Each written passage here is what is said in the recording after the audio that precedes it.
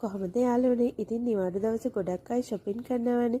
shopping කරනකොට මුදල් ඉතිරි කරගන්න පුළුවන් ටිප් එකක් අරගෙනයි අද මං ආවේ. මම සතියට අවශ්‍ය බඩු එකපාර ගේනවා. සැරින් සැරේ ගේන්නේ නැහැ. එහෙම ගෙනාවහම අපිට සාමාන්‍ය රුපියල් 1000ක් 2000ක් වගේ ඉතිරි වෙනවා. ඒ මුදල අපිට මාසිකව ගත්තහම විශාල මුදලක්. ඉතින් ඔයාලට පාවිච්චි කරන් තියෙන හරිම පොඩි ටිප් එකක්. ඔයා සතියට අවශ්‍ය බඩු ටික මෙනු එකකට සෙට් කරගෙන ඒකට අදාළ බඩු විතරක් අරගන්න. එතකොට අනවශ්‍ය දේවල් අපි අරගන්නේ නැහැ. ඒ වගේම තමයි ඔයා බඩු ගන්නකොට කීල්ස් වගේ සුපර් සෙන්ටර් එකක් පාවිච්චි කරනවා නම් ඒකේ එළවලු පළතුරු වලට 130ක 25ක විතර ඩිස්කවුන්ට් නිතරම තියෙනවා. අනිත් බඩු වලටත් ගොඩක් වෙලාවට එහෙම තියෙනවා.